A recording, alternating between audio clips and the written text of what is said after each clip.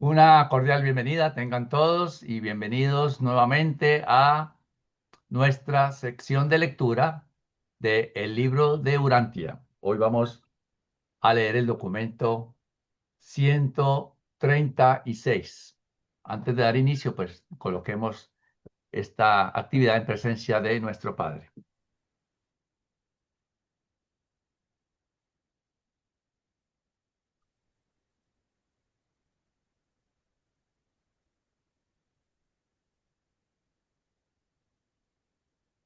Vamos a comenzar.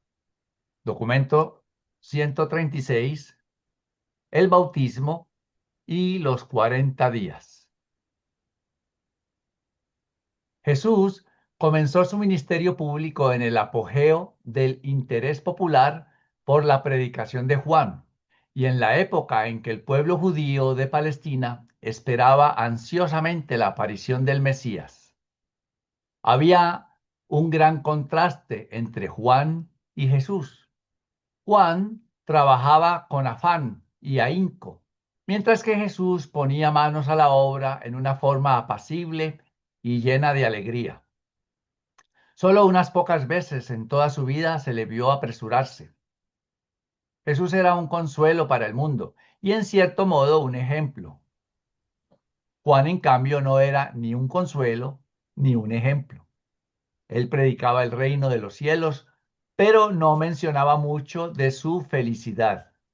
Aunque Jesús se refirió a Juan como el más grande de los profetas del antiguo orden, también dijo que el más humilde de entre los que vieran la gran luz de la nueva senda y por lo tanto penetraran en el reino del cielo, sería en verdad más grande que Juan. Cuando Juan predicaba del reino venidero, toda la fuerza de su mensaje era: arrepentíos, huid de la ira venidera. Cuando Jesús comenzó a predicar, aunque mantuvo la exhortación al arrepentimiento, ese mensaje estaba siempre ligado al Evangelio, a la buena nueva de la felicidad y a la libertad que traería el nuevo reino. Primero, los conceptos del Mesías esperado. Los judíos tenían muchas ideas distintas sobre la naturaleza del libertador esperado. Cada una de estas diferentes escuelas de enseñanza mesiánica podía invocar como prueba de sus creencias distintas declaraciones de las escrituras hebreas. En general, los judíos consideraban que la historia de su nación comenzaba con Abraham y culminaría en el Mesías y de la nueva era del reino de Dios. En los siglos anteriores, habían concebido a este libertador como el siervo del Señor, luego como el Hijo del Hombre, mientras que últimamente algunos hasta habían llegado a referirse al Mesías como el Hijo de Dios. Pero bien sea que se le llamara la simiente de Abraham o el hijo de David, todos estaban de acuerdo en que había de ser el Mesías, el ungido. Así pues, evolucionó el concepto a partir de siervo del Señor a hijo de David, hijo del hombre e hijo de Dios. En los tiempos de Juan y Jesús, los judíos más cultos habían desarrollado una idea del Mesías venidero como el israelita perfeccionado y representativo, el que reuniría en sí mismo, como siervo del Señor, el triple cargo de profeta, sacerdote y rey.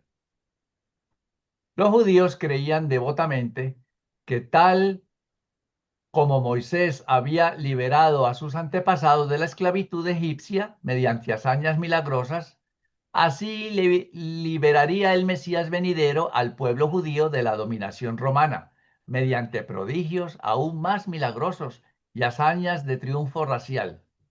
Los rabinos habían reunido casi 500 citas de las Escrituras que, a pesar de sus contradicciones aparentes, según ellos eran profecías del advenimiento del Mesías. En medio de todos estos detalles de tiempo, técnica y función, perdieron de vista casi por completo la personalidad del Mesías prometido. Anhelaban el restablecimiento de la gloria nacional judía, la exaltación temporal de Israel, en vez de anhelar la salvación del mundo. Es evidente, por lo tanto, que Jesús de Nazaret no hubiera podido satisfacer jamás este concepto mesiánico materialista de la mente judía.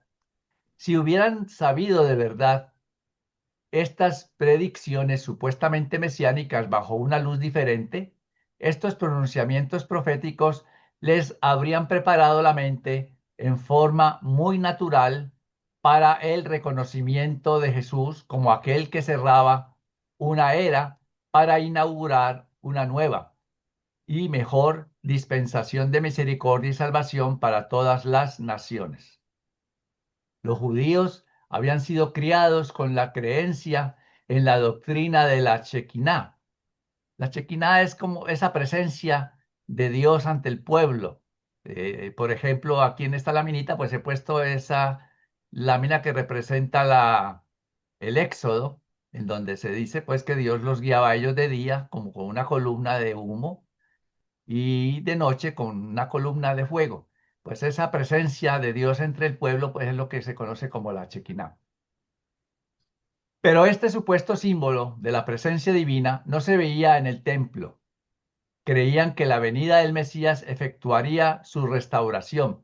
Tenían ideas confusas sobre el pecado racial y la supuesta naturaleza malvada del hombre. Algunos enseñaban que el pecado de Adán había sido causa de la maldición de la raza humana y que el Mesías levantaría esa maldición y restituiría el favor divino al hombre. Otros enseñaban que Dios, al crear al hombre, había combinado en él naturalezas buenas y malas, que cuando observó el resultado de esta creación fue grande su desilusión y que se arrepintió de haber creado así al hombre. Y los que así enseñaban creían que el Mesías vendría para redimir al hombre de esta inherente naturaleza malvada.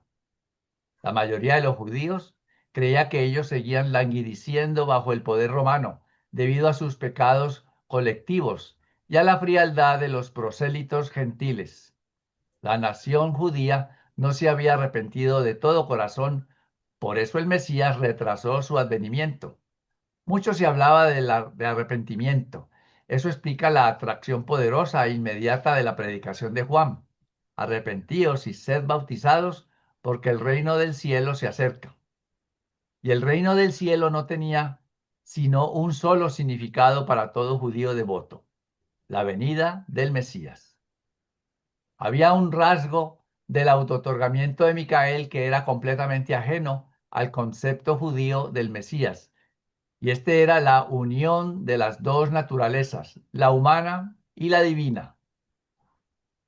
Los judíos habían concebido al Mesías de distintas maneras, como humano perfeccionado, sobrehumano e incluso divino, pero no se les había ocurrido jamás el concepto de la unión de lo humano y lo divino. Fue este el gran escollo de los primeros discípulos de Jesús. Comprendían el concepto humano del Mesías como el hijo de David, tal como había sido presentado por los antiguos profetas, como el hijo del hombre. La idea sobrehumana de Daniel y de algunos de los profetas posteriores, e incluso como el hijo de Dios, tal como había sido descrito por el autor del libro de Enoc y por algunos de sus contemporáneos, pero no llegaron nunca, ni por un solo instante, a considerar el verdadero concepto de la unión en una personalidad terrenal de las dos naturalezas, la humana y la divina. La encarnación del Creador en forma de criatura no había sido revelada de antemano, solo fue revelada en Jesús. El mundo nada sabía de tales cosas hasta que el Hijo Creador se hizo carne y habitó entre los mortales del reino. Vemos entonces cómo se nos presenta inicialmente un contraste entre la forma de predicar de Juan y la forma de Jesús, unos métodos bastante diferentes, pues como uno esperaría que fuera, porque cada persona tiene su estilo, su forma de ser, su forma de llevar a cabo una misión o una obra que tenga que hacerse. Y después entonces nos habla de esas ideas que tenía el pueblo judío sobre el Mesías. ideas que no eran totalmente uniformes. En algunas épocas unos pensaban una cosa, otros pensaban otras, y Jesús pues realmente no caía en ninguna de esas concepciones que ellos tenían y también sabemos que no era el propósito de él calzar o acomodarse a una de esas ideas que ellos tenían del futuro Mesías, que pensaban ellos o esperaban que los liberara del yugo romano. Pero el yugo romano ya hoy en día no lo tienen, sin embargo siguen esperando. Yo no sé cuál yugo tendrán hoy en día de la humanidad, será porque como mucha gente no los quiere, pues no sé, pero todavía sabemos pues que siguen esperando al Mesías, no sé hasta cuándo. Si algunos tienen o alguien quiere un comentario o alguna pregunta para Flor, muy bien, pues entonces los dejo con Flor. Adelante, Flor. Gracias, Carlitos. Ok. Dos, el bautismo de Jesús. Jesús fue bautizado en la época del apogeo de la predicación de Juan, en el momento en que Palestina se hallaba fervorosa con la anticipación de su mensaje, el reino de Dios se acerca, en el momento en que todo el pueblo judío se estaba dedicando a un examen de conciencia serio y solemne. El sentido judío de la solidaridad racial era muy profundo. Los judíos no solo creían que los pecados del padre podían afligir a los hijos, sino que también creían firmemente que el pecado de un individuo podía llevar a la perdición al pueblo entero. Por consiguiente, no todos los que se sometían al bautismo de Juan se consideraban culpables de los pecados específicos que Juan denunciaba. Muchas almas devotas eran bautizadas por Juan para el bien de Israel. Temían que la ignorancia por parte de ellos de algún pecado pudiera retrasar la venida del Mesías.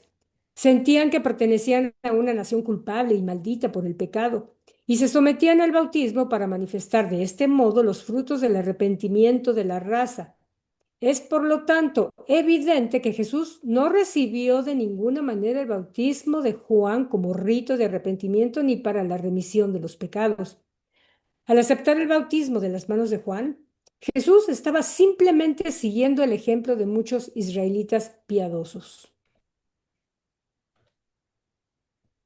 Cuando Jesús de Nazaret bajó al Jordán para ser bautizado, era un mortal de este mundo que había alcanzado el pináculo de la ascensión evolutiva humana en todos los aspectos relacionados con la conquista de la mente y la identificación del yo con el espíritu.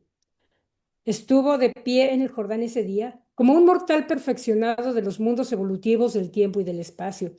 Una sincronía perfecta y una comunicación plena se habían establecido entre la mente mortal de Jesús y el ajustador espiritual residente, el don divino de su Padre en el paraíso.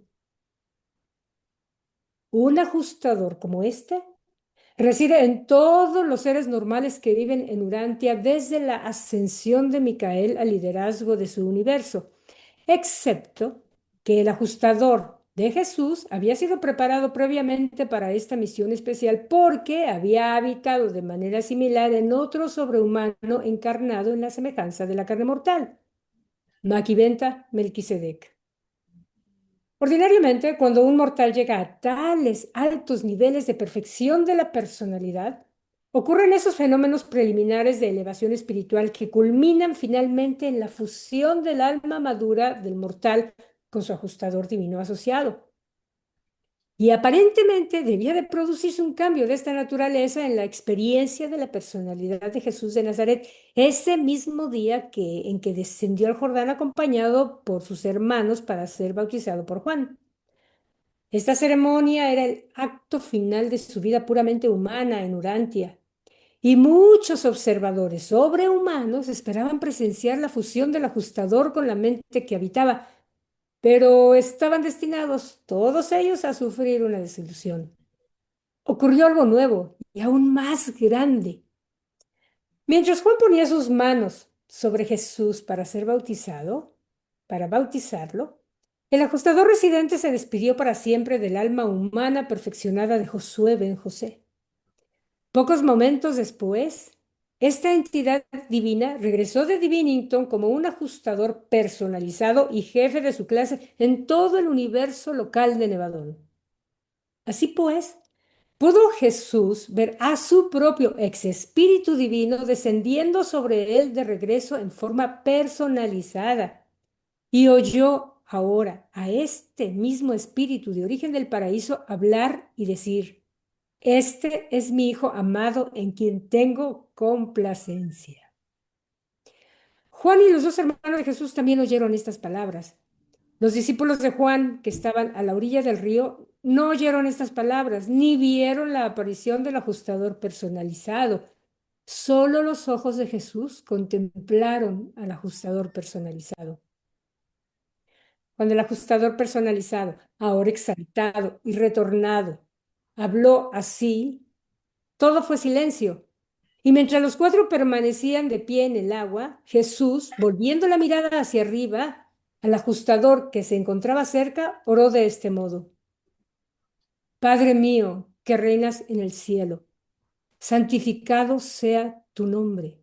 Venga tu reino, que se haga tu voluntad en la tierra, así como se hace en el cielo. Cuando hubo orado, se abrieron los cielos y el Hijo del Hombre vio la visión presentada por el ajustador, ahora personalizado, de sí mismo como Hijo de Dios, tal como era antes de venir a la tierra en semejanza de la carne mortal y como volvería a ser cuando terminara su vida encarnada. Esta visión celestial fue solamente para los ojos de Jesús. Fue la voz del ajustador personalizado la que Juan y Jesús oyeron, hablando en nombre del Padre Universal, porque el ajustador es del Padre y como el Padre del paraíso. Por el resto de la vida terrenal de Jesús, estuvo este ajustador personalizado asociado con él en todas sus obras. Jesús estuvo en constante comunión con este ajustador exaltado. Cuando Jesús fue bautizado, no se arrepintió de error alguno, no hizo confesión alguna de pecados. Su bautismo fue su consagración al cumplimiento de la voluntad del Padre Celestial. Durante su bautismo oyó el inequívoco llamado de su Padre, el mandato final de que se ocupara de los asuntos de su Padre y se retiró a solas durante 40 días para discurrir estos múltiples problemas.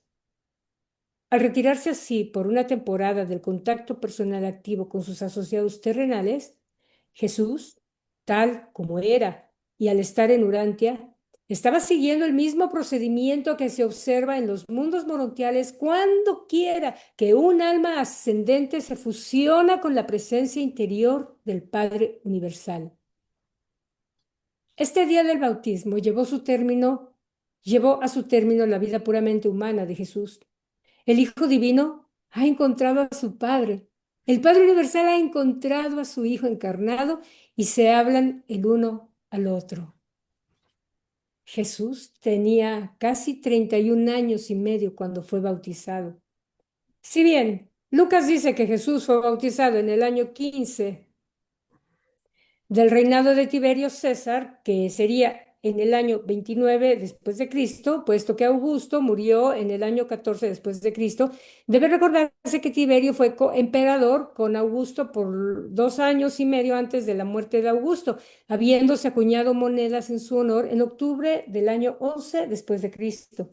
El 15º año de su reinado fue, por lo tanto, en efecto, este mismo año, 26 después de Cristo, en que Jesús se bautizó.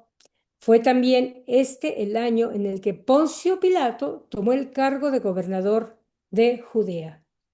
Este en realidad es un leve breviario cultural que nos amplía un poquito el contexto general de la época. Y la edad que Jesús tenía, claro, comparado con lo que estamos como información de la tradición. Y es hermoso ver, se pueden ustedes imaginar, se pusieron en algún momento en esa escena o se la pudieron imaginar de Jesús viendo, abriéndose los cielos, viéndose el mismo, debió haber sido hermoso, ¿no? Pero bueno, ok. ¿Inquietudes, preguntas, comentarios?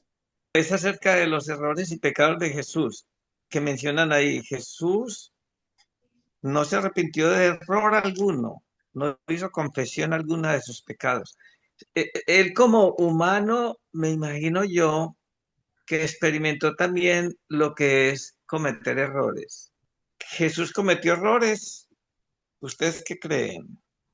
Yo creo que habría que poner la diferenciación entre lo que es un error y un pecado, porque ahora ya sabemos, gracias a la revelación, que un pecado es una cosa y un error es otro.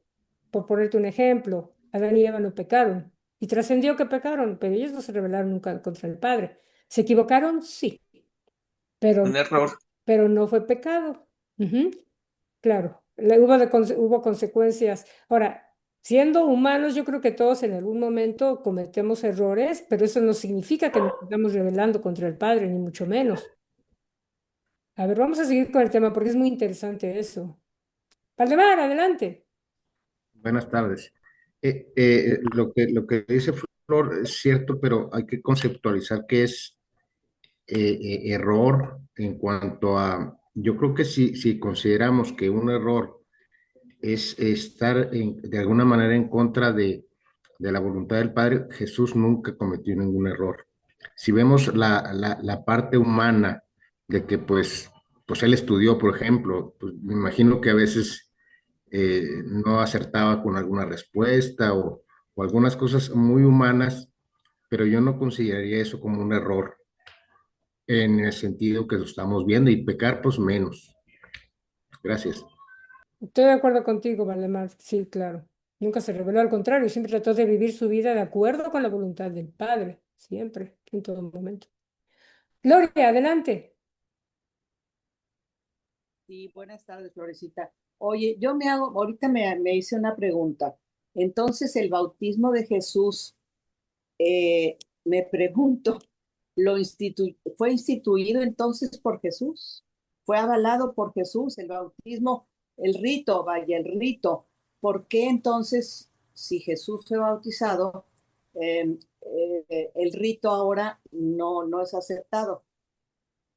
Bueno, Jesús no fue bautizado porque se requiriera de ese modo como lo estaban haciendo, simplemente siguió la costumbre de lo que estaba haciendo Juan.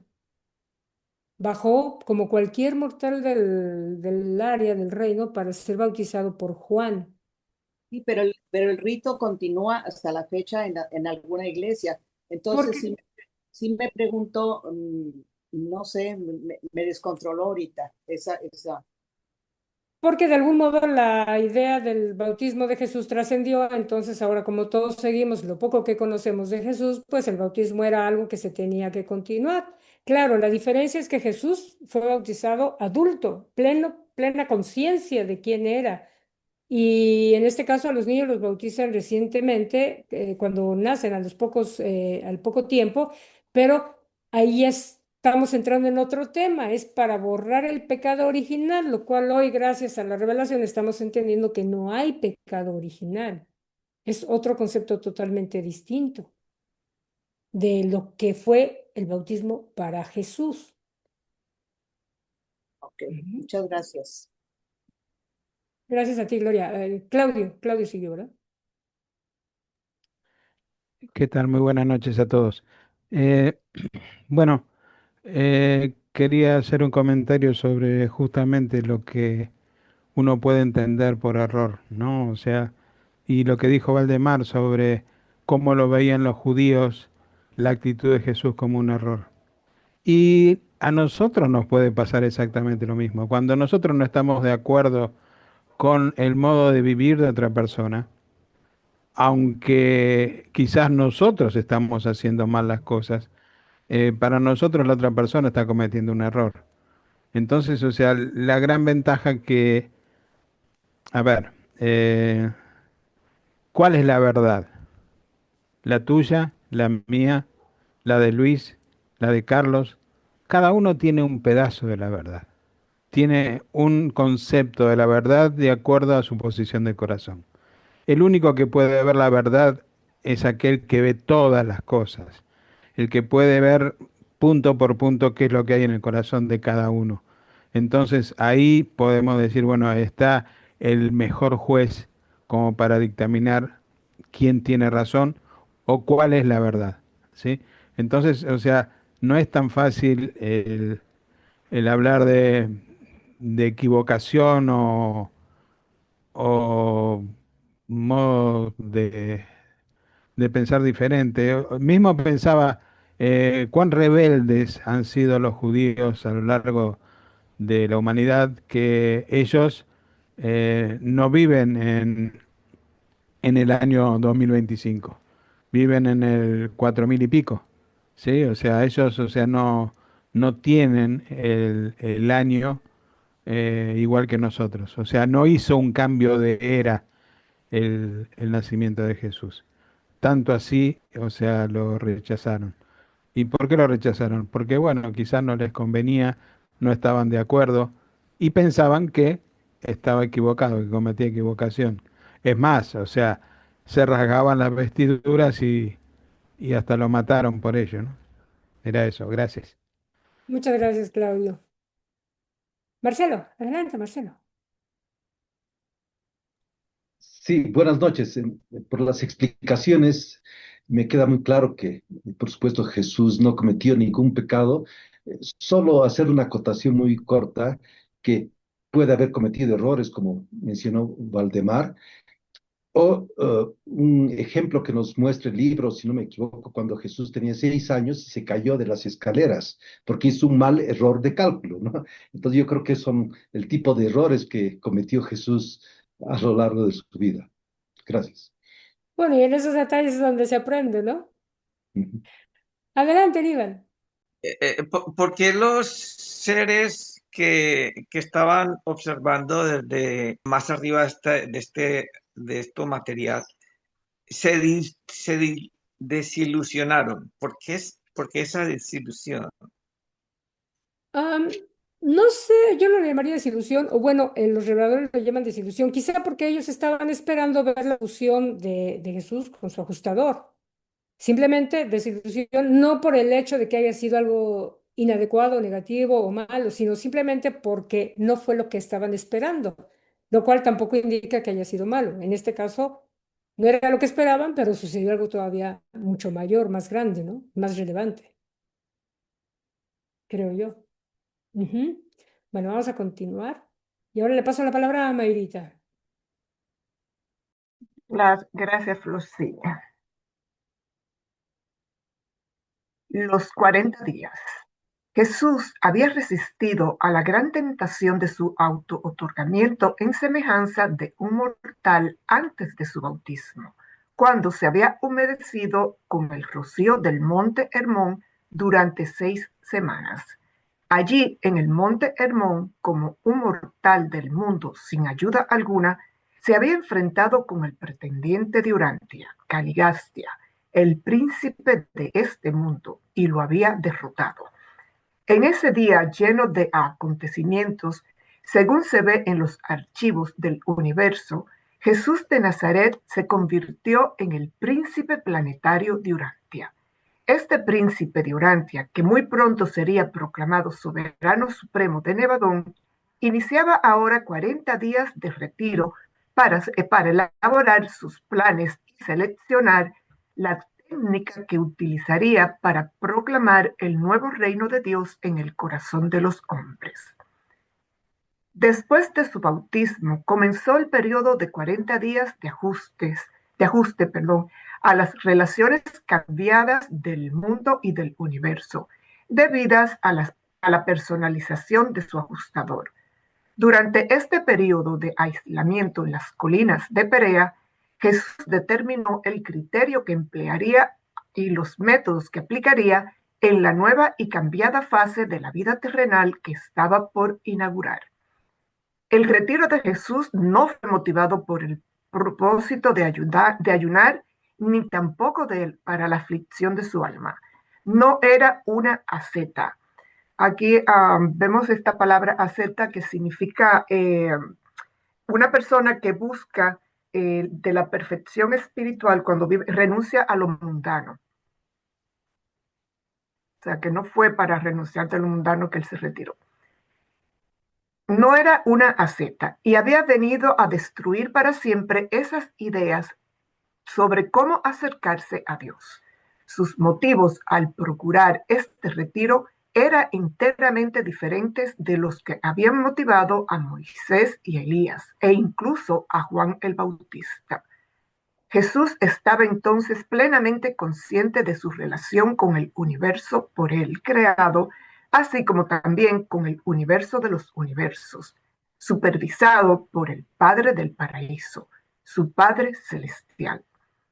Ya recordaba plenamente el encargo de autootorgamiento y las instrucciones que le diera su hermano mayor, Emmanuel, antes de ingresar en su encarnación en Urantia.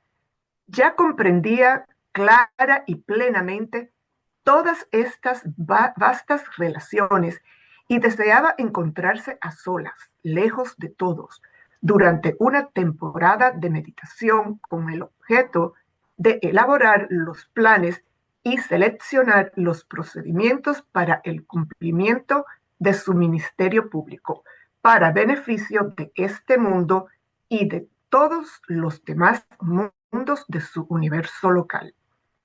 Mientras deambulaba por las colinas en busca de un refugio apropiado, Jesús se encontró con el ejecutivo en jefe de su universo, Gabriel, la brillante estrella matutina de Nevadón. Gabriel restablecía ahora la comunicación personal con el Hijo Creador del universo.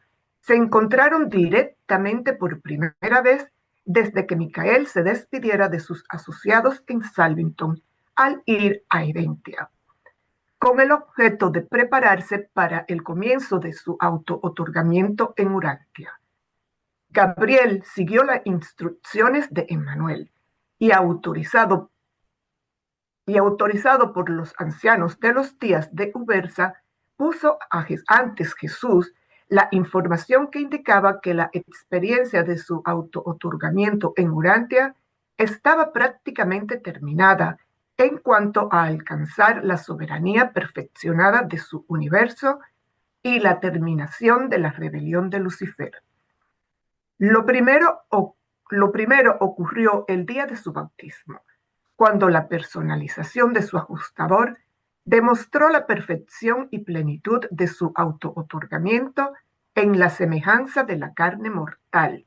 Y lo último fue el hecho histórico ese día en que descendió del monte Hermón para reunirse con el joven Tiglat que lo esperaba. Ahora recibía Jesús la noticia proveniente de la más alta autoridad del universo local y del superuniverso, de que su obra auto-otorgadora había terminado en lo que se refería a su estado personal en relación con la soberanía y la rebelión. Ya había recibido esta garantía directamente del paraíso en su visión bautismal y en el fenómeno de la personalización de su ajustador del pensamiento residente. Mientras estaba en la montaña conversando con Gabriel, el padre de la constelación de Edentia apareció en persona ante Jesús y Gabriel dijo: los antecedentes están completos. La soberanía de Micael 611.121 sobre su universo de Nevadón se entroniza por completo a la diestra del Padre Universal. Yo te traigo de Emmanuel, tu hermano y patrocinador de tu encarnación en Urantia, la exoneración del auto-otorgamiento. Ahora o en cualquier momento subsiguiente en la forma que tú selecciones, podrás dar por terminada la encarnación auto-otorgadora, ascender a la diestra de tu Padre, recibir tu soberanía y tomar tu bien ganado gobierno incondicional de todo Nevadón.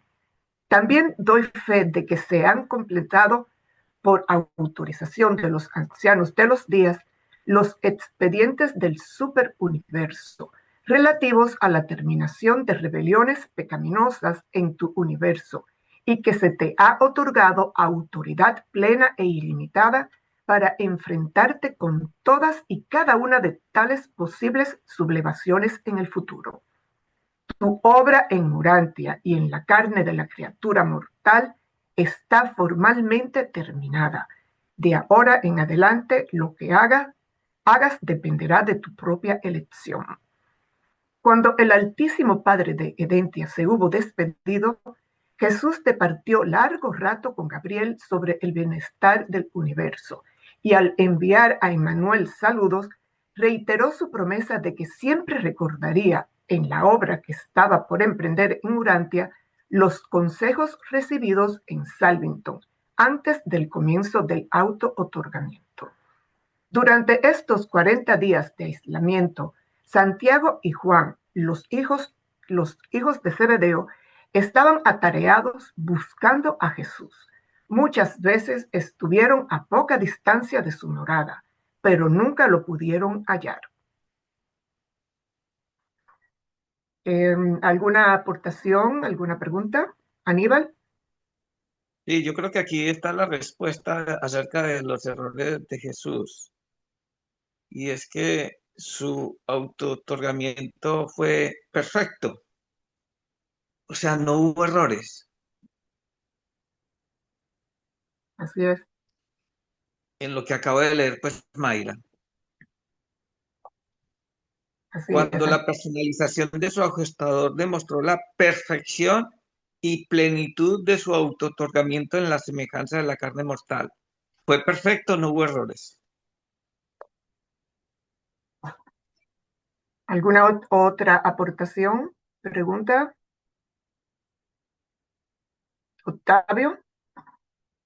Hermanitos, buenas tardes, gusto en saludarlos. Mi pregunta es, ¿a qué se referían con los errores? Creo que alguien comentó. ¿Sobre qué le llamaban el error? Si me pueden comentar, le voy a agradecer. Rosita. No, no, Octavio, es que lo que pasa, en la parte, en el párrafo, en la sección anterior dice que Jesús cuando se bautizó no lo hizo como lo estaban haciendo bajo el mandato de Juan de arrepentirse de los pecados, etcétera, sino que Jesús no se arrepintió de nada, no cometió ningún error, simplemente fue a bautizarse, pero no porque estuviera arrepintiéndose de algo o porque hubiera pecado, simplemente hay una diferenciación. Él fue nada más por hacerlo, por... Ok, sí, comprendo. Lo que pasa es que a veces a nosotros, en la religión evolutiva, cuando uno se iba a hacer un sacramento o hacer sí, como un sacramento como el bautismo, como la primera comunión, como el matrimonio, tienes que pasar por un proceso de purificación, ¿no? De que se te perdonaran tus pecados. Y a lo mejor esa era la confusión. Y por eso se pensó que Jesús, o se podía pensar que Jesús podría tener la misma situación, pero no, nada que ver. No, dicen, Gracias. sí, dicen claramente que él no se arrepintió de nada porque no tiene nada de qué arrepentirse, él no se No. equivocó de nada. Y si acaso pudiera yo comentar algo, es, por ejemplo, en cuanto al autootorgamiento, fue perfecto porque él cumplió con todo el trámite. Lo que probablemente pudiera haber ahí algún detallito fue que no se cumplió la enseñanza a cabalidad, la enseñanza que él vino a mostrarnos, porque aunque no fue culpa de él, pues no se entendió a plenitud y eso pudiera a lo mejor ponerle como un granito prieto en el arroz, ¿no? Como se dice. Pero de ahí en fuera, pues no hubo ningún detalle, creo yo. Gracias. Pero ya no Perdón la fue, interrupción, gracias. pero ya no fue él, sino fue lo que sucedió los apóstoles, a partir de los apóstoles y lo que continuó, ¿no? Bien. ¿Nadie más? Bueno, Florcita, mantén tu micrófono abierto, que es tu turno. Gracias, Mayrita. Ok, 4. Los planes para el ministerio público. Día tras día, allí en las colinas, Jesús elaboraba planes para el resto de su auto-otorgamiento en Urantia. Primero pensó Jesús que no enseñaría contemporáneamente con Juan. Decidió permanecer en relativo retiro hasta que la obra de Juan cumpliese su propósito o bien hasta que ésta fuera interrumpida de forma súbita por su encarcelación. Bien sabía Jesús que la forma temeraria e imprudente de predicar de Juan suscitaría pronto el temor y la enemistad de los gobernantes civiles. En vista de la situación precaria de Juan, Jesús se dedicó a planear definidamente su programa de esfuerzos públicos para el bien de su pueblo, del mundo y para el bien de todos los mundos habitados de su vasto universo. El autootorgamiento de Micael en la semejanza de un ser mortal fue en Urantia, pero para todos los mundos de Nevadón. Lo primero que hizo Jesús, después de elaborar completamente el plan general para la coordinación de su programa con el movimiento de Juan, fue repasar mentalmente las instrucciones de Emmanuel. Reflexionó profundamente sobre los consejos de su hermano mayor relativos a los métodos de trabajo y la exhortación de que no dejara escritos permanentes en el planeta. De allí en adelante, Jesús nunca volvió a escribir sino sobre arena. En su visita subsiguiente a Nazaret, con gran pena de su hermano José, Jesús destruyó todos los escritos suyos que se conservaban en las tablillas del taller de carpintería y colgadas en las paredes de la vieja casa.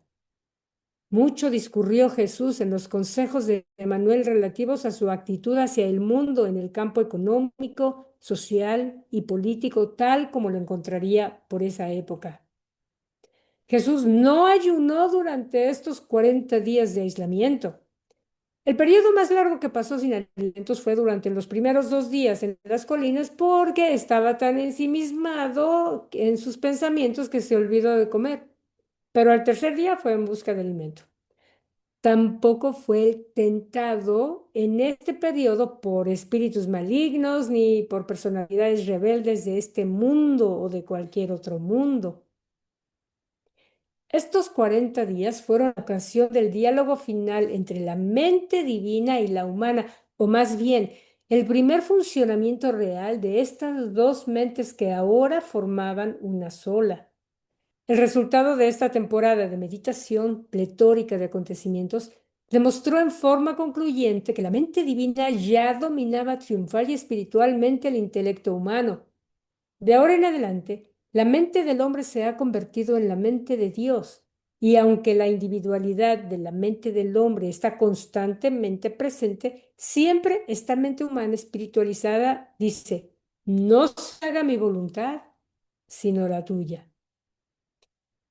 Las transacciones de este momento extraordinario no fueron visiones fantasmagóricas de una mente hambrienta y debilitada, ni tampoco fueron simbolismos confusos y pueriles que más adelante le transmitirían como las tentaciones de Jesús en el desierto.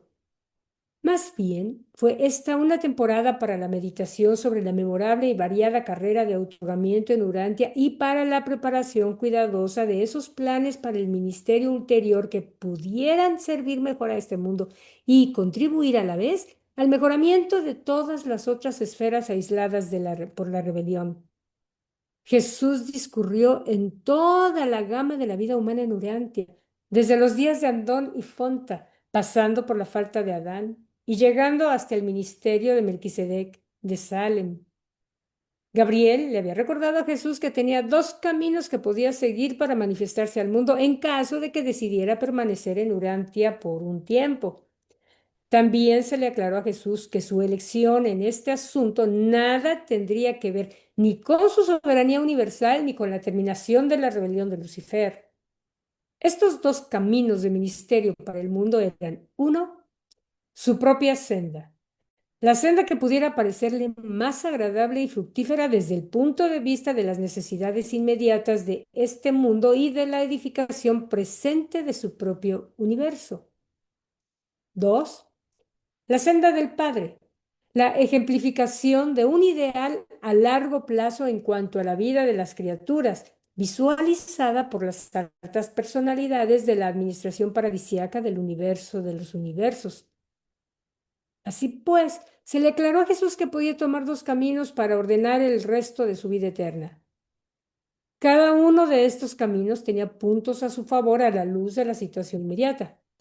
El Hijo del Hombre vio claramente que su elección sobre estos 2 modos de conducta nada tenía que ver con su recepción de la soberanía de su universo, que ese era un asunto ya establecido y sellado en los archivos del universo de los universos y que solo esperaba su reclamación en persona. Pero se le indicó a Jesús que mucho complacería a Emmanuel, su hermano del paraíso, si Jesús juzgara conveniente completar su carrera terrenal de encarnación tan noblemente como la había comenzado, siempre sujeto a la voluntad del Padre. Al tercer día de su aislamiento, Jesús se prometió a sí mismo que volvería al mundo para terminar su carrera terrenal y que en cualquier situación que conllevara los dos caminos, siempre elegiría la voluntad del Padre. Así vivió pues el resto de su vida terrestre, siempre fiel a esa resolución. Hasta el amargo fin, invariablemente subordinó su voluntad soberana a la de su Padre Celestial. Los 40 días de soledad en el desierto montañoso no fueron un periodo de grandes tentaciones, sino más bien el periodo de las grandes decisiones del Maestro. Durante estos días de solitaria comunión consigo mismo y con la presencia inmediata de su Padre, el ajustador personalizado ya no tenía el guardián serafín personal. Tomó una por una las grandes decisiones que controlarían su política y conducta por el resto de su vida terrenal. Posteriormente surgió la tradición de la gran tentación durante este periodo de aislamiento debido a la confusión con la crónica fragmentada de la lucha en el Monte Hermón y además porque era costumbre que todos los grandes profetas y líderes humanos comenzaran su carrera pública sometiéndose a un supuesto periodo de ayuno y de oración. Había sido siempre la costumbre de Jesús, cada vez que se enfrentaba con decisiones nuevas o importantes, retirarse para comulgar con su propio espíritu para llegar a conocer la voluntad de Dios. A través de toda su planificación para el resto de su vida terrenal, Jesús estuvo siempre dividido en su corazón humano por dos formas opuestas de conducta. Una, abrigaba el intenso deseo de ganar a su pueblo y al mundo entero para que creyeran en él y aceptaran su nuevo reino espiritual, y bien conocían las ideas de ellos sobre el Mesías venidero. Dos, vivir y obrar de la manera que sabía que su Padre aprobaría, llevar a cabo su obra para todos otros mundos necesitados y continuar en el establecimiento del reino, revelando al Padre y mostrando su carácter amante divino. A lo largo de estos días extraordinarios, Jesús vivió en una antigua caverna rocosa, un refugio en la ladera de la colina cerca de una aldea en un tiempo llamada Beit Hadis. Bebía de un pequeño manantial que corría por la falda de la colina hasta cerca de este refugio rocoso. Qué bonito. Es que además leerlo es hermoso, es inspirador y la imaginación vuela también. Pero en fin, ¿alguna inquietud, algún comentario?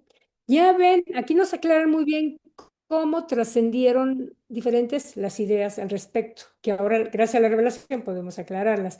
Bueno, ¿quién fue primero, Valdemar? ¿No? ¿Aníbal? ¿Marcelo? Bueno, Marcelo.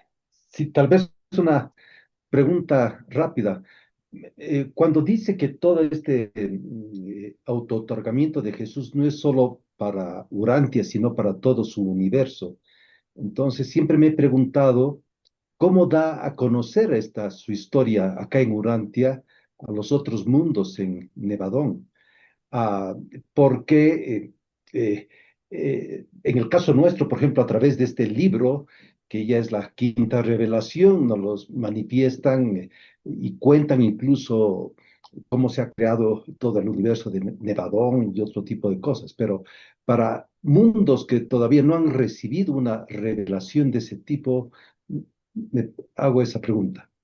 Mira, yo pienso de muchas maneras. Para empezar, haz de cuenta, el internet cósmico debe estar a la orden del día y yo creo que lo que pasa aquí es rapidito se enteran en otro lado. Esa es una opción que puede ser. La otra, dado que era para todos los mundos, él está dando los precedentes de lo que es un ejemplo de vida o una inspiración de lo que puede ser una vida, ¿no? Entonces, las comunicaciones fuera de nuestro planeta son muy diferentes de cómo están en los planetas aislados. Yo no sé si en los planetas que están aislados también por causa de la rebelión, en su momento les llegará esta información. No sé si les habrá llegado al mismo tiempo o no, porque también depende mucho del proceso evolucionario en el que están, por el que están pasando, ¿no? Por ejemplo, yo pienso que en el caso de nuestro mundo, los reveladores planearon, o bueno, de arriba planearon, uno, las ideas que se estaban empezando a dar en las mentes humanas. Otra, el grado de desarrollo científico y tecnológico que pudiera estarse dando. Los reveladores yo creo que previeron que en unos 50, 100 años Internet iba a ser una forma de comunicación global.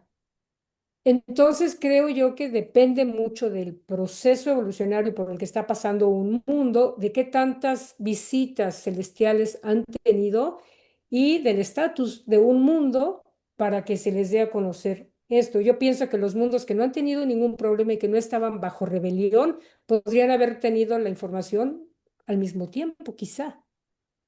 O sea, ahí ya depende de las normas de ahí arriba, ¿no? ¿Cuáles son los lineamientos? Gracias. Interesante, es muy interesante tu pregunta para Ujú. despertar la imaginación. Bien, entonces el segundo Valdemar fue Aníbal. Ok, Sí, Juan. estaba pensando acerca porque él no tenía porque ya no tenía el guardián serafín personal. Me imagino que el guardián serafín personal era mientras él no tenía plena conciencia de ser el creador de este universo local. ¿O será por otra cosa? Esa es una muy buena pregunta.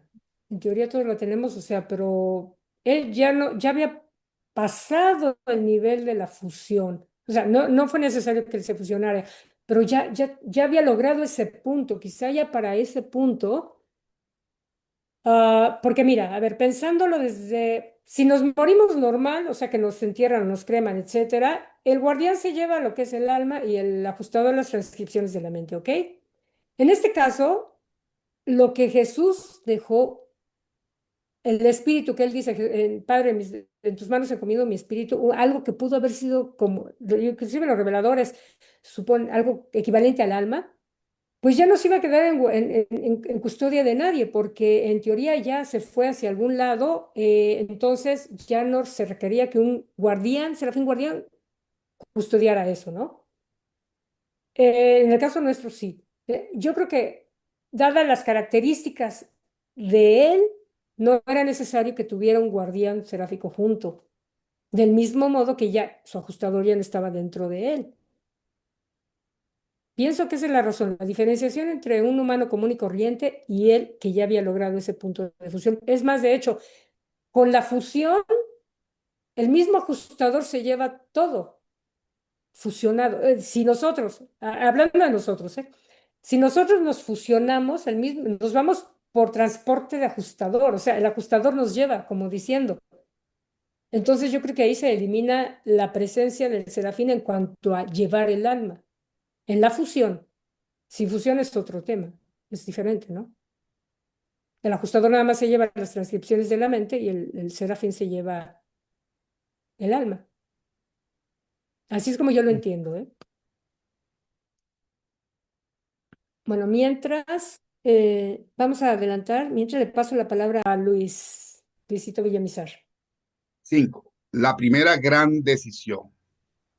Al tercer día después de comenzar esta conferencia consigo mismo y con su ajustador personalizado, se le presentó a Jesús la visión de las huestes celestiales de Nevadón, reunidas y enviadas por sus comandantes para aguardar la voluntad de su amado soberano. Esta hueste poderosa abarcaba 12 legiones de serafines y un número proporcional de cada una de las órdenes de inteligencia universal.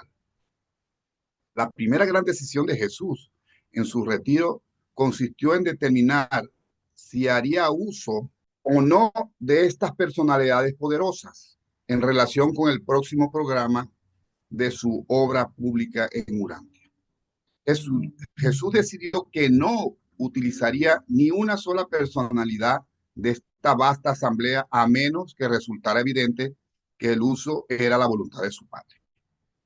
A pesar de esta decisión general, estas vastas huestes permanecieron con él por el resto de su vida terrenal, siempre listas para obedecer la menor expresión de la voluntad de su soberano. Aunque Jesús no contemplaba constantemente con sus ojos humanos a estas personalidades asistentes, su ajustador personalizado asociado las veía constantemente y podía comunicarse con ellas en todo momento. Antes de descender de su retiro de 40 días en las montañas, Jesús asignó el mando inmediato de estas huestes de personalidades universales asistentes a su ajustador recientemente personalizado. Y por más de 4 años, medidos en tiempos durante estas personalidades seleccionadas de todas las divisiones de las inteligencias universales, obediente y respetuosamente, funcionaron bajo la prudente dirección de este exaltado y experto monitor misterioso personalizado. Al asumir el mando de esta poderosa asamblea, el ajustador, siendo a la vez parte y esencia del Padre del Paraíso, aseguró a Jesús que estas agencias sobrehumanas no serían permitidas servirle, manifestarse o actuar en favor de su carrera terrenal, a menos que ocurriese que dicha intervención fuera la voluntad del Padre. Así pues, en virtud de una gran decisión, se privó Jesús voluntariamente de toda cooperación sobrehumana en todos los asuntos que tuviera que ver con el resto de su carrera mortal, a menos que el Padre eligiese independientemente participar en un determinado acto o episodio de la obra terrenal del Hijo. Al aceptar el mando de las huestes universales que servían a Cristo Micael, el ajustador personalizado insistió en señalar a Jesús que si bien sería posible limitar en el espacio las actividades de esa asamblea de criaturas universales mediante la autoridad delegada de su creador, tales limitaciones no se aplicaban en relación con su función en el tiempo. Esta limitación se debía al hecho de que los ajustadores, una vez que han sido personalizados, son seres sin tiempo. Por consiguiente, se le advirtió a Jesús que, aunque el control del ajustador sobre las inteligencias vivas colocadas bajo su mando sería completo y perfecto en todos los asuntos relacionados con el espacio, no podrían imponerse tales limitaciones perfectas en los asuntos relacionados con el tiempo. Dijo el ajustador: impediré, tal como tú me lo has ordenado, la intervención de estas huestes de inteligencias universales servidoras en todo aspecto que se relacione con tu carrera terrenal, excepto en aquellos casos en los que el Padre del Paraíso me instruya que exima a tales agencias de la prohibición a fin de que se cumpla su voluntad divina a la que tú has elegido someterte. Y en aquellos casos en los que tú puedas emprender una elección o acción de tu voluntad divina o humana que tan solo impliquen desviaciones del orden terrestre natural relacionadas con el tiempo. En todos los eventos de esta índole soy impotente, y tus criaturas aquí reunidas en perfección y unidad de poder son del mismo modo impotentes. Si tus naturalezas unidas abrigan en algún momento tales deseos, estos mandatos de tu elección serán inmediatamente ejecutados. Tu deseo en todos esos asuntos constituirá la condensación del tiempo, y la cosa proyectada es existente. Bajo mi autoridad, esto constituye la limitación más plena posible que pueda imponerse a tu soberanía potencial. En mi autoconciencia, el tiempo es no existente. Por lo tanto, no puedo limitar a tus criaturas en ningún asunto relacionado con el tiempo. Así llegó Jesús a enterarse de cómo se manifestaría su decisión de seguir viviendo como hombre entre los hombres. En virtud de una única decisión, había él excluido a todas sus huestes asistentes universales de variadas inteligencias de la participación de su próximo ministerio público, excepto en asuntos relacionados exclusivamente con el tiempo. Se hace pues evidente que todo posible acompañamiento sobrenatural o supuestamente sobrehumano del ministerio de Jesús pertenecía exclusivamente a la eliminación del tiempo, a menos que el Padre Celestial dictaminara efectivamente lo contrario. Ningún milagro, ministerio de misericordia, ni ningún otro evento posible que ocurriera en relación con lo que quedaba por hacer de la obra terrenal de Jesús podía ser de naturaleza o carácter de una acción que trascendiera las leyes naturales establecidas y regularmente funcionales en los asuntos del hombre en su vida en Urantia, excepto en este asunto expresamente definido del tiempo. Por supuesto, ningún límite podía ser impuesto a las manifestaciones de la voluntad del Padre. La eliminación del tiempo en relación con el deseo expreso de este soberano potencial de un universo solo podía evitarse por la acción directa y explícita de la voluntad de este Dios hombre, en el sentido de que el tiempo, en la medida en que se relacionara con la acción o evento específico, no debía ser acortado o eliminado. A fin de prevenir la ocurrencia de milagros temporales aparentes, fue menester que Jesús permaneciera constantemente consciente del tiempo. Un lapso suyo de la conciencia del tiempo en conexión con la consideración de su deseo definido era equivalente a efectuar la cosa concebida en la mente de este Hijo Creador sin la intervención del tiempo. Gracias al control supervisor de su ajustador asociado y personalizado, era posible para Micael limitar perfectamente sus actividades personales en la Tierra en lo que se refería al espacio, pero no era posible para el Hijo del Hombre limitar de la misma manera su nueva situación en la Tierra como soberano potencial de Nevadón en lo que se refería al tiempo. Y este era el estado real de Jesús de Nazaret cuando salió para comenzar su ministerio público en Urantia.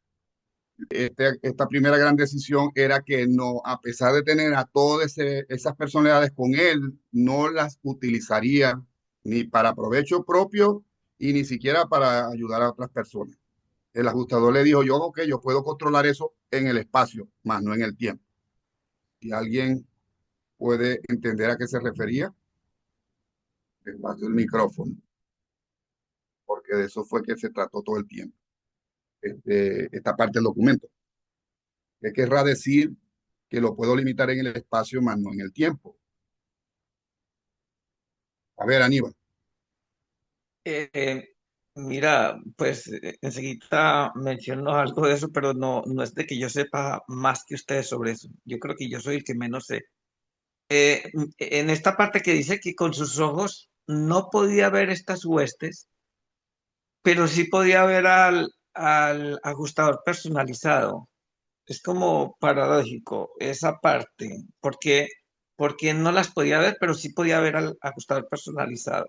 Y la otra parte es acerca de esta eliminación del tiempo y que Jesús tenía y que él tenía que estar todo el tiempo concentrado en el tiempo, porque si no lo hacía, ocurrían cosas que se salían como de lo que podían ocurrir, cosas que él no tenía previstas.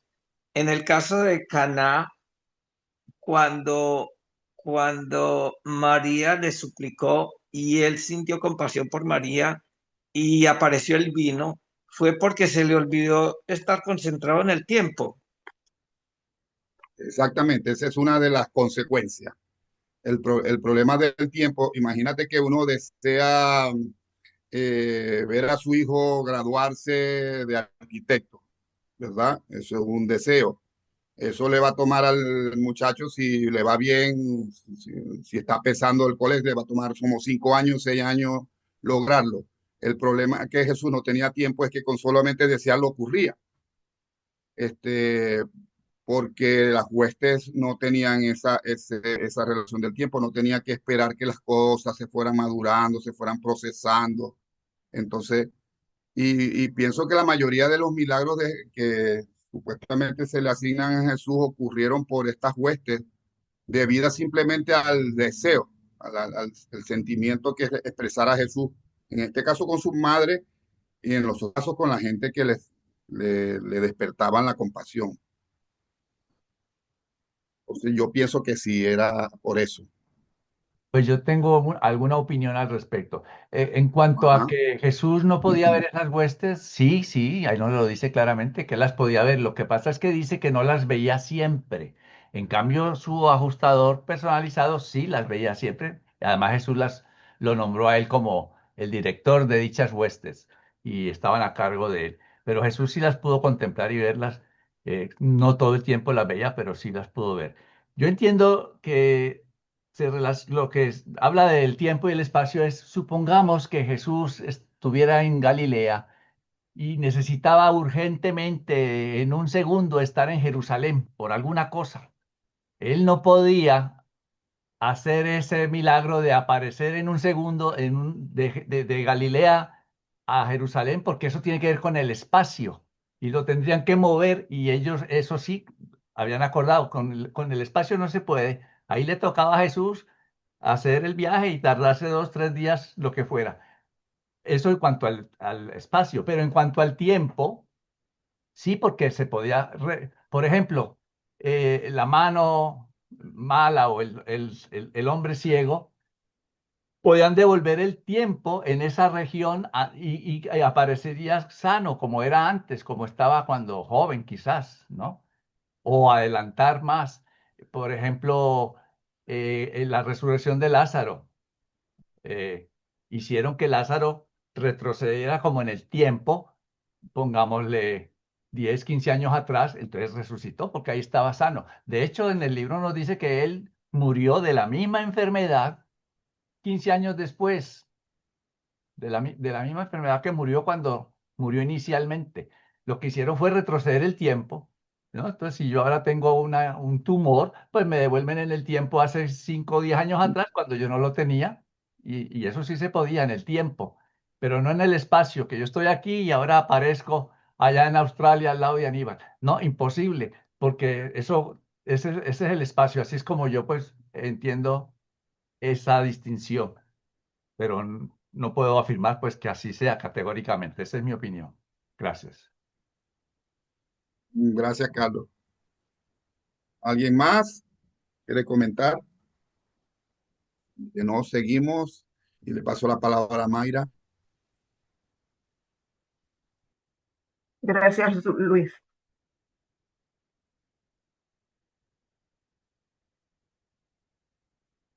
La segunda decisión.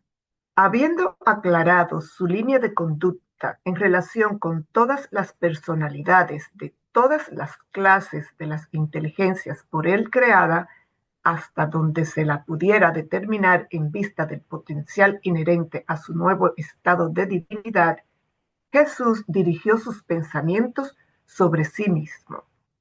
¿Qué podía él, ahora plenamente consciente de que era el creador de todas las cosas y de todos los seres existentes de este universo, hacer con estas prerrogativas creadoras en las situaciones recurrentes de la vida con que se enfrentaría inmediatamente al regresar a Galilea para reanudar su obra entre... No veo, Carlitos. Para reanudar su obra entre los hombres, en efecto, ya allí mismo donde se hallaba en estas colinas solitarias, se le había presentado a la fuerza este problema en cuanto a conseguir comida. Al tercer día de sus meditaciones solitarias, el cuerpo humano sintió hambre. ¿Debía acaso ir en busca de alimento como cualquier común mortal, o bien ejercer simplemente sus poderes normales creadores y producir allí donde se encontraba alimento apropiado para nutrir su cuerpo? Esta gran decisión del maestro os ha sido descrita como una tentación, como un reto de supuestos enemigos, desafiándolo a que mandara que estas piedras se convirtieran en panes. Así pues, estableció Jesús otra línea de conducta uniforme para el resto de su obra terrenal.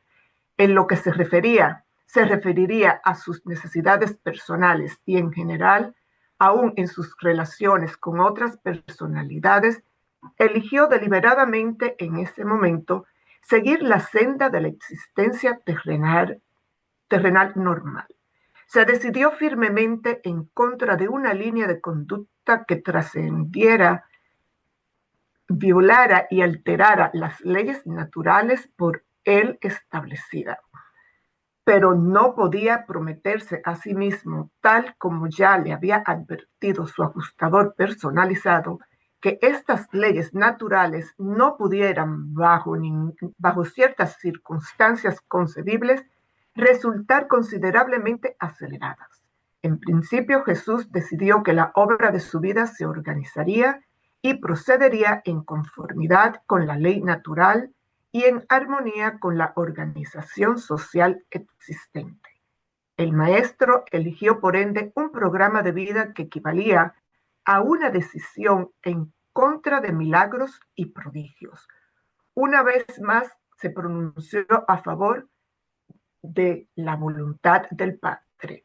Una vez más puso todas las cosas en las manos de su Padre del paraíso. La naturaleza humana de Jesús dictaminaba que el primer deber era la autopreservación. Esa es la actitud normal del hombre natural en los mundos del tiempo y del espacio, y es, por consiguiente, una reacción legítima de un mortal de Urantia. Pero las preocupaciones de Jesús no se limitaban tan solo a este mundo y sus criaturas. Estaba viviendo una vida destinada a la instrucción e inspiración de las muchas criaturas de un vastísimo universo. Antes de su esclarecimiento bautismal, había vivido en perfecta sumisión a la voluntad y orientación de su Padre Celestial.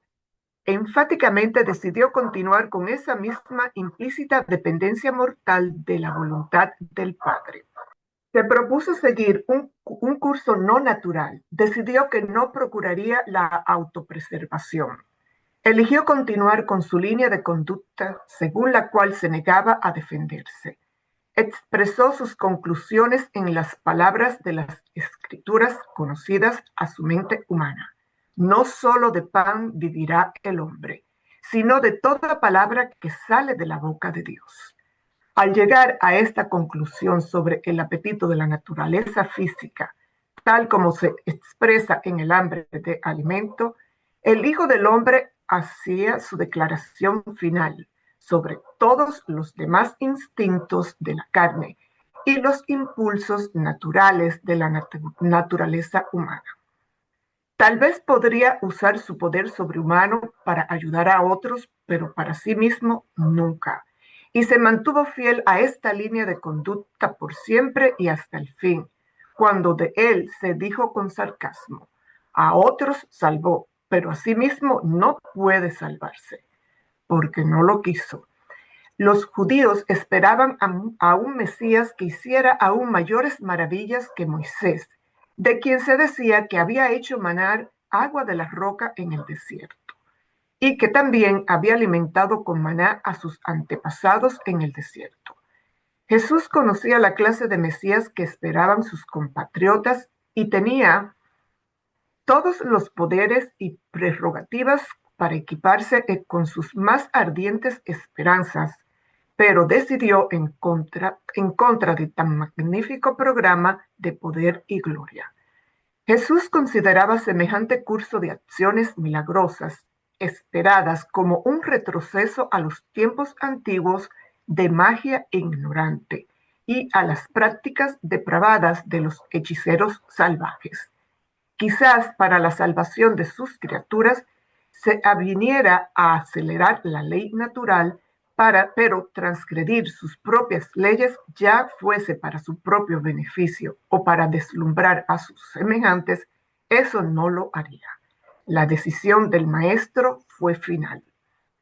Jesús se condolía de su pueblo, entendía plenamente cómo habían sido conducidos a esperar al Mesías venidero, cuando la tierra producirá 10,000 veces más frutos, y una vid tendrá 1,000 pámpanos, y cada pámpano producirá 1,000 racimos, y cada racimo producirá 1,000 uvas, y cada uva producirá un barril de vino. Los judíos creían que el Mesías inauguraría una era de milagrosa abundancia. Durante mucho tiempo se nutrieron los hebreos de tradiciones de milagros y leyendas de prodigios. No era él un Mesías que venía para multiplicar el pan y el vino. No venía para ministrar tan solo las necesidades temporales. Venía para revelar a su Padre Celestial a sus hijos terrenales, mientras trataba de conducir a estos hijos para que con Él hicieran el esfuerzo sincero de vivir haciendo la voluntad del Padre Celestial. Con esta decisión, Jesús de Nazaret demostraba para un universo espectador cuán tonto y pecaminoso es prostituir los talentos divinos y la capacidad dada por Dios para el engrandecimiento personal o para beneficio y gloria puramente egoístas. Este había sido el pecado de Lucifer y Caligastia. Esta gran decisión de Jesús ilustra dramáticamente la verdad que la satisfacción egoísta y la gratificación sensual de por sí solas no pueden dar la felicidad a los seres humanos evolutivos. Hay valores más elevados en la existencia mortal, maestría intelectual y avance espiritual que trascienden de lejos la gratificación necesaria de los apetitos e impulsos puramente físicos del hombre. Las dotes naturales de talento y habilidad del hombre deberían aplicarse principalmente al desarrollo y ennoblecimiento de sus más elevados poderes de mente y espíritu. Jesús revelaba así a las criaturas de su universo la técnica de un camino nuevo y mejor, los valores morales más elevados del vivir y las satisfacciones espirituales más profundas de la existencia humana evolucionaria en los mundos del espacio. ¿Algún aporte? ¿Pregunta? Parece no haber ninguna, pues le paso el micrófono a Carlitos. Gracias, Mayra. 7. La tercera decisión. Habiendo tomado, pues, sus decisiones sobre los asuntos relacionados con el alimento y la administración física de las necesidades de su cuerpo material, el cuidado de su salud y de la salud de sus asociados, aún quedaban otros problemas por resolver.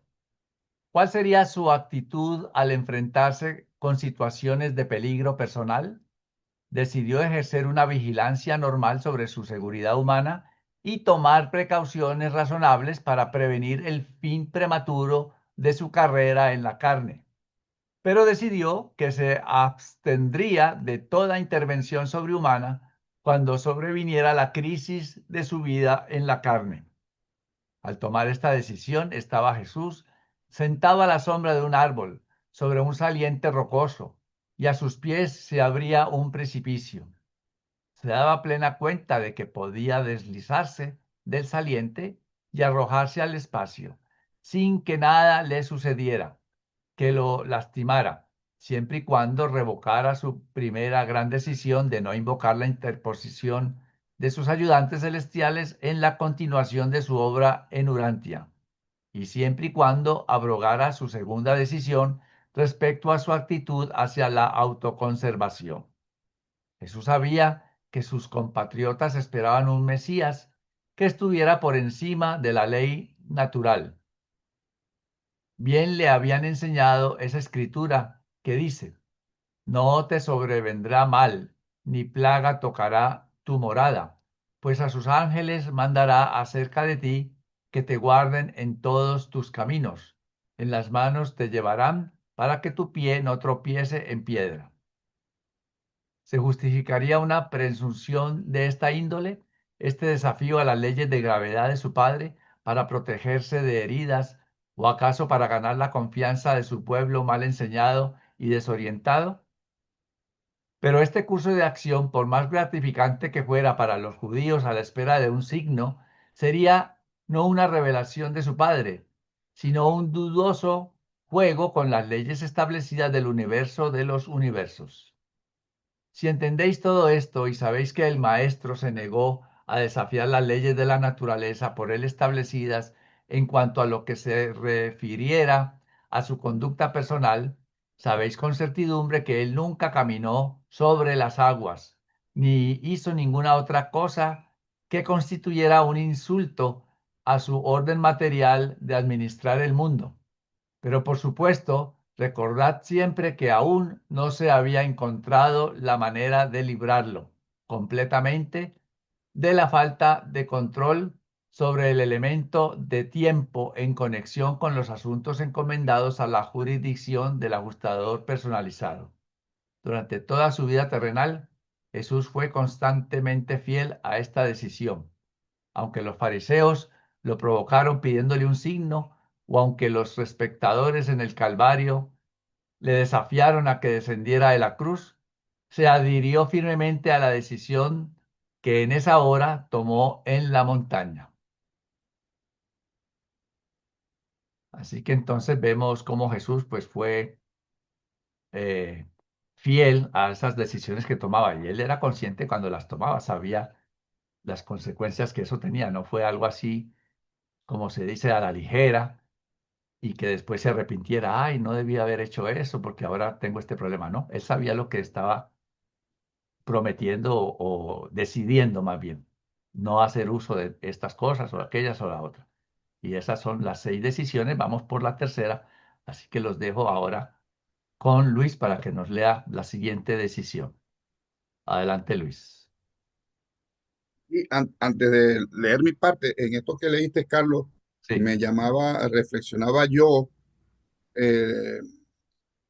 que sobre todo en la parte de la pasión de Jesús, que él no solamente tuvo que soportar todo ese sufrimiento, sino que también tenía que no pensar, porque el solo pensamiento de querer algo distinto, sus huestes lo hubieran hecho realidad, o sea, lo hubieran bajado de la cruz, lo hubieran hecho que desapareciera del lugar, algo, o sea que él estaba luchando, como se dice, en cuerpo y mente, todo el proceso que estaba haciendo, precisamente para que no ocurriera eso.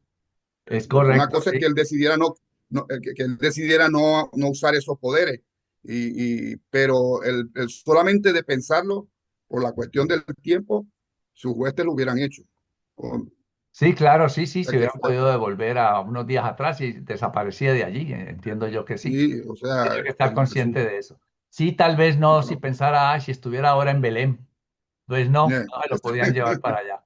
Pero sí, en cuanto a devolver el tiempo, sí, sí podía haber sido. Así que fue consciente y por eso no ocurrió. 8, la cuarta decisión. El gran problema siguiente con el que hubo de luchar este Dios hombre que decidió en definitiva, de acuerdo con la voluntad del Padre Celestial, consistía en si debía o no emplear alguno de sus poderes sobrehumanos para atraer la atención y ganar la adhesión de sus semejantes. ¿Debía él en algún grado o manera prestar sus poderes universales para la gratificación del ansia de los judíos por lo espectacular y lo maravilloso? Decidió que no. Se decidió por una línea de conducta que eliminaba todas esas prácticas como método de llevar su misión a la atención de los hombres. Cumplió constantemente con esta gran decisión, incluso en las numerosas ocasiones en las que permitió un acontecimiento del tiempo para impartir su misericordia, recomendaba casi invariablemente a las personas sanadas por él que no contaran a nadie los beneficios que habían recibido. Siempre rechazó el reto burlón de sus enemigos que le desafiaban a mostrarnos un signo como prueba y demostración de su divinidad. Pues, sabiamente vio que hacer milagros y ejecutar prodigios tan solo atraía una lealtad superficial en intimidar la mente material. Tales acciones no revelarían a Dios ni salvarían a los hombres. Se negó a ser simplemente un hacedor de milagros. Resolvió que se ocuparía de una sola tarea, el establecimiento del reino del cielo. Durante todo este diálogo monumental de Jesús consigo mismo siempre estaba presente el elemento humano que preguntaba y casi dudaba porque Jesús era hombre a la vez que Dios. Era evidente que nunca sería recibido por los judíos como el Mesías si no hacía prodigios. Además, si consistía en hacer tan solo una cosa no natural, la mente humana sabría con certidumbre que estaba sometida a una mente verdaderamente divina. Estaba de acuerdo con la voluntad del Padre que la mente divina hiciera esa concesión a la naturaleza incrédula de la mente humana. Jesús decidió que no y citó la presencia del ajustador personalizado como prueba suficiente de la divinidad asociada con la humanidad.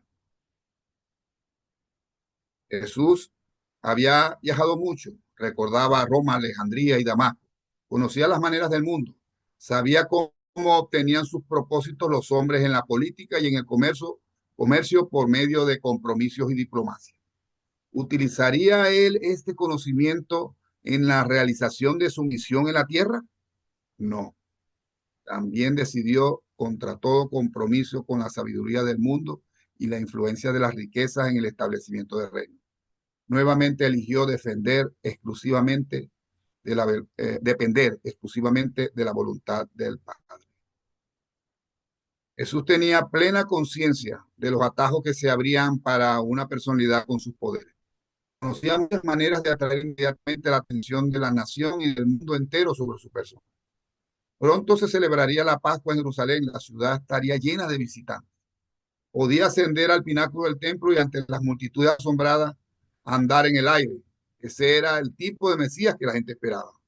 Pero después lo desilusionaría, puesto que no había venido para volver a establecer el trono de David.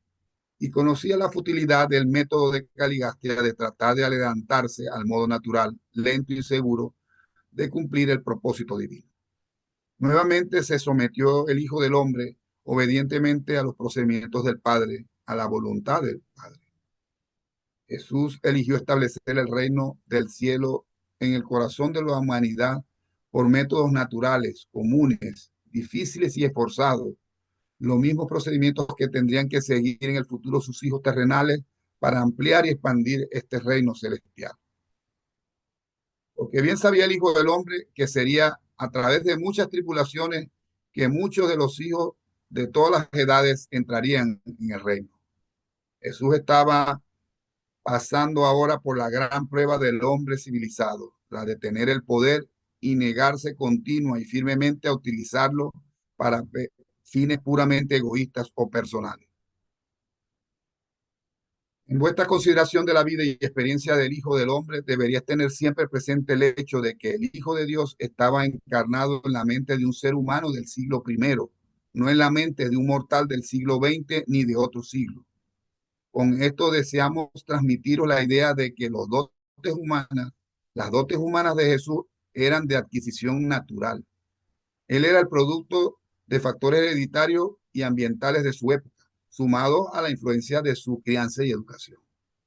Su humanidad era genuina, natural, plenamente derivada y nutrida por los antecedentes de la condición intelectual real y de las condiciones económicas y sociales de ese día y de esa generación. Aunque en la experiencia de este Dios hombre siempre existía la posibilidad de que la mente divina trascendiera al intelecto humano, sin embargo, siempre que funcionaba su mente humana, lo hacía como una auténticamente mortal, lo haría bajo las condiciones del ambiente humano de esa época. Jesús ilustró para todos los mundos de su vasto universo la insensatez de crear situaciones artificiales con el propósito de exhibir una autoridad arbitraria o de permitirse un poder excepcional para perfeccionar los valores morales o acelerar el progreso espiritual. Jesús decidió que no prestaría su misión en la tierra a una repetición de la desilusión del reinado de los macabeos. Se negó a prostituir sus atributos divinos para adquirir una popularidad no merecida o para ganar prestigio político. No consentiría a la transmutación de la energía divina y creadora en poder nacional o en prestigio internacional.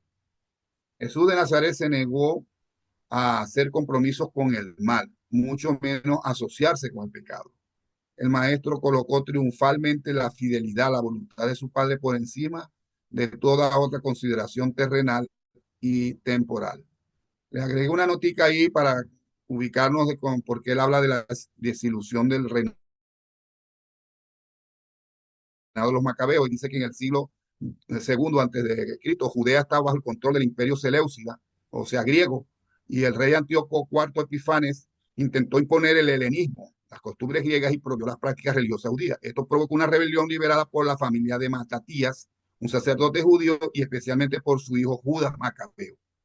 La revuelta macabea comenzó en el año 167 a.C. y logró recuperar Jerusalén y purificar el templo.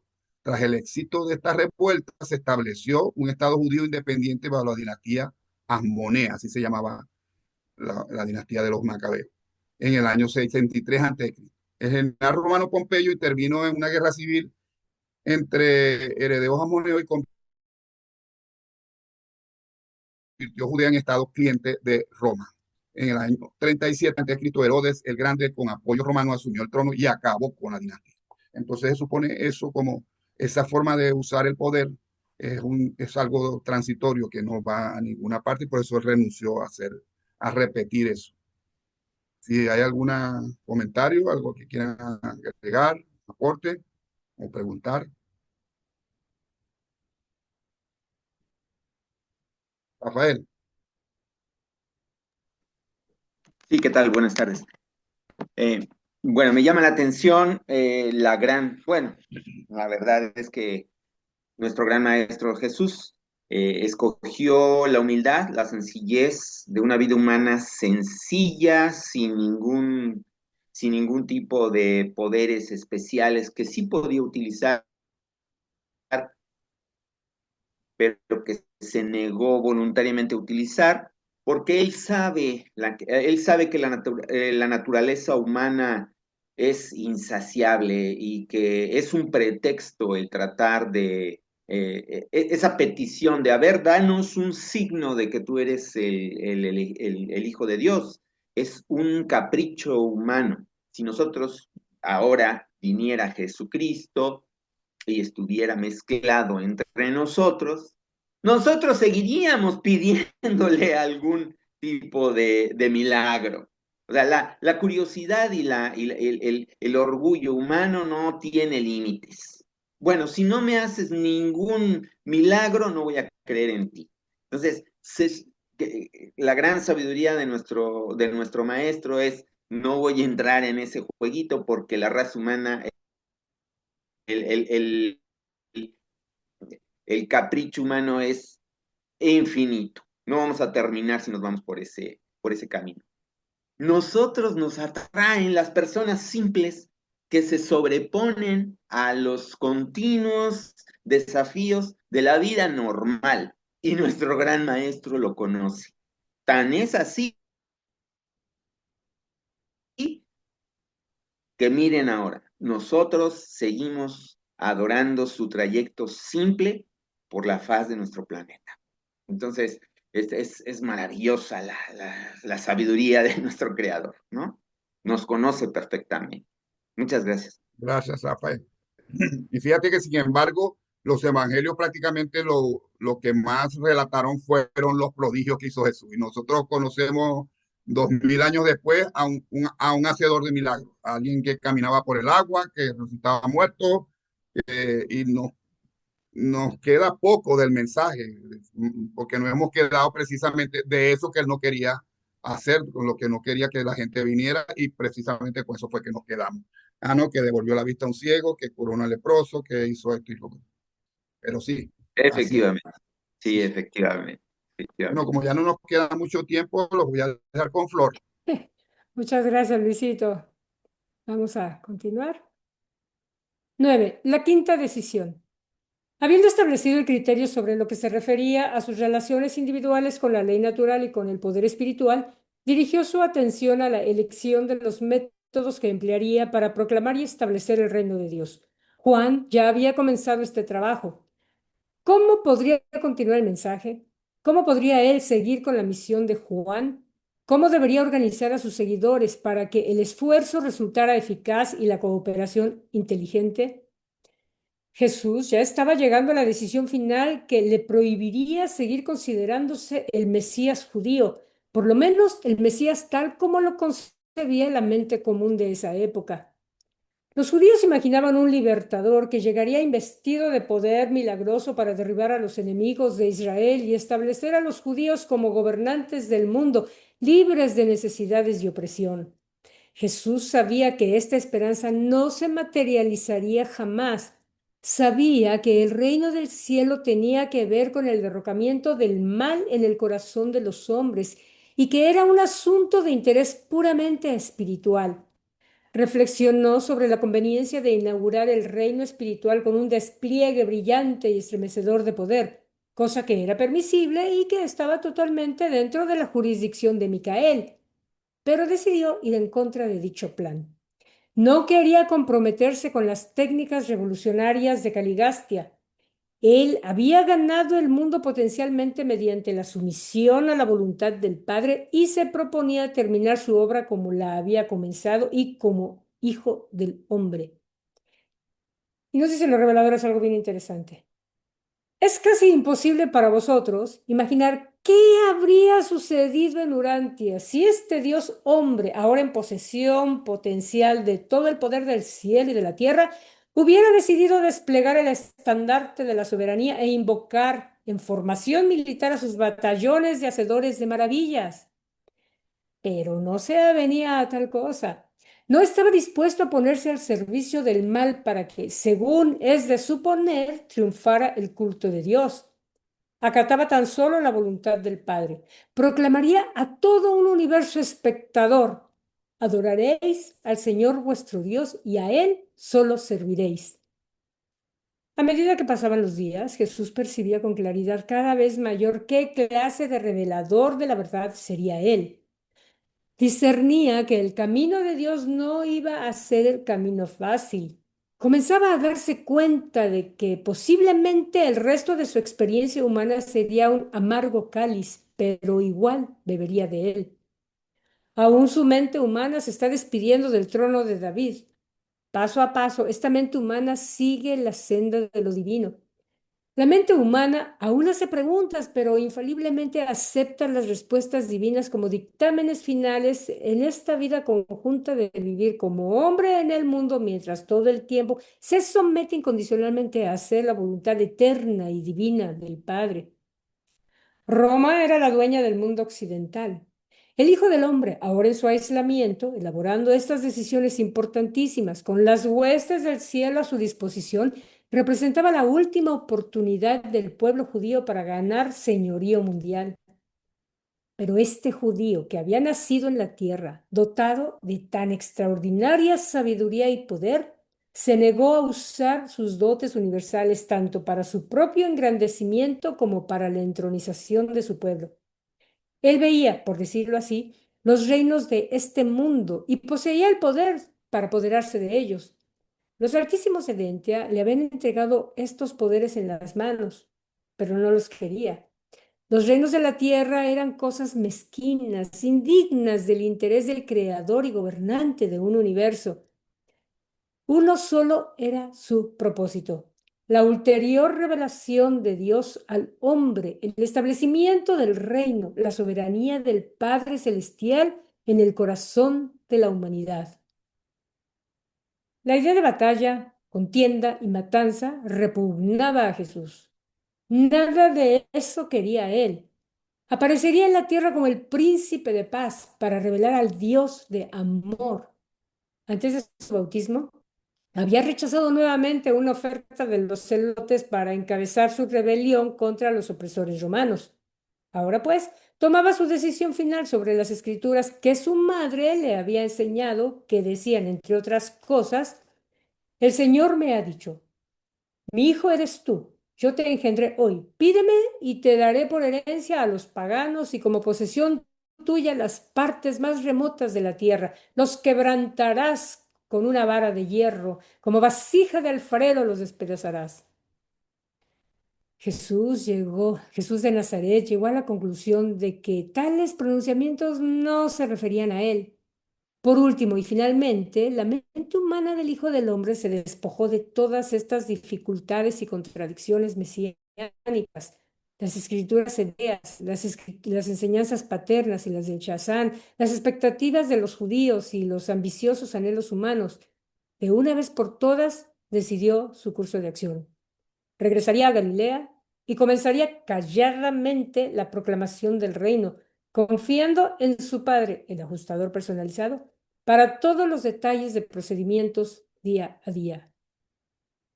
Con estas decisiones, estableció Jesús un digno ejemplo para todos los seres de todos los mundos de un vasto universo. Nos incluye a nosotros. Al negarse a aplicar pruebas materiales a la verificación de los problemas espirituales, al negarse al desafío presuntuoso de las leyes naturales, y dio un ejemplo inspirador de lealtad universal y de nobleza moral al negarse a tomar el poder temporal como preludio de la gloria espiritual. Si el Hijo del Hombre abrigaba alguna duda respecto de su misión y de la naturaleza de ésta al ascender la montaña después de su bautismo, ya no le cabía duda alguna al descender al seno de sus semejantes después de los 40 días de aislamiento y de decisiones. Jesús ha elaborado un programa para el establecimiento del reino del Padre. No habrá de dedicarse a la gratificación física de la gente. No distribuirá pan a las multitudes como viera hacer tan recientemente en Roma.